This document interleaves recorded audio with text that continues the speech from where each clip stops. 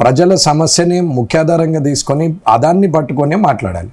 కానీ అది లేకుండా వారు ఏం చేస్తున్నారు, ఇష్టం ఉన్నట్టు స్వప్రయోజనాల కోసం మీడియాలో నేనే ముందు రావాలను, పేపర్లో ముందు అంటూ ఉండాలను, ఏదో ఒక మాట భాష పదజాలము అవన్నీ ఉపయోగిస్తుంటే సంస్కారం ఉందనుకోవాలా లేదనుకోవాలా?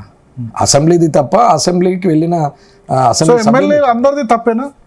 119 మందిలో అందరు ఈ విధంగా ఇప్పుడు మీరు గుడిలోకి వెళ్ళి మద్యం తాగినట్టు చేసే అందరూ మద్యం తాగిపోరు, గుడిలోకి అందరూ మాంసాహారం తీసుకొని పోరు కదా, స్నానం చేసి ఒక్క పొద్దుతోని మడి బట్టలతోని పోయే వాళ్ళు కూడా ఉన్నారు.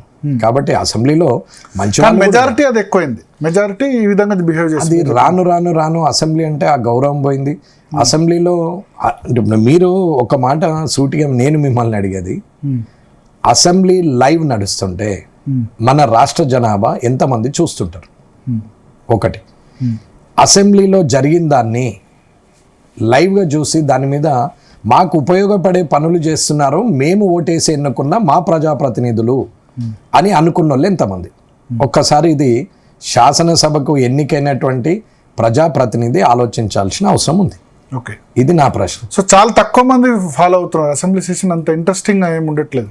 మరి అదే అడుగుతున్నాను కదండి, 2,75,000 జీతం తీసుకున్నప్పుడు 20,000 జీతము, 2,55,000 టీఏడిఏలు అలవెన్స్లు ఇవి అవి అని ఇస్తున్నారు.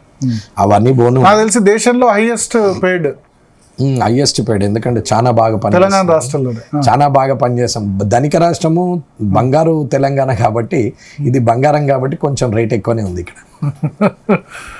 ఇప్పుడు మళ్ళీ రివైజ్ అవుతుందేమో, ఇది లాస్ట్ టర్మ్ లో కేసీఆర్ ఇచ్చింది, ఈ టర్మ్ లో మళ్ళీ ఇప్పుడు ఈ 2,75,000 కూడా రివైజ్ అవుతుంది. రివైజ్ చేసే పరిస్థితులు ఎవరు ఉండరు. ఒకసారి పెరిగిన దాన్ని దించడం అనేది ఎవరి తరము కాదండి. ఏదైనా ఇంకా పెంచుతారంటారా? ఇంకా పెరిగితే ఇంకా దాన్ని ఏం చేయలేని పరిస్థితి. ఇప్పటికే అవకాశం ఇచ్చిన ప్రజలకు ఏం చేయాలి, ఎంత జీతం అనేది ముఖ్యం కన్నా ఎన్ని గంటలు ప్రజా సమస్యల మీద మాట్లాడగలిగినాం, మాట్లాడిన సమయము ఎంతవరకు ఉపయోగపడింది, ఎన్ని సమస్యలకు పరిష్కారం దొరికిందని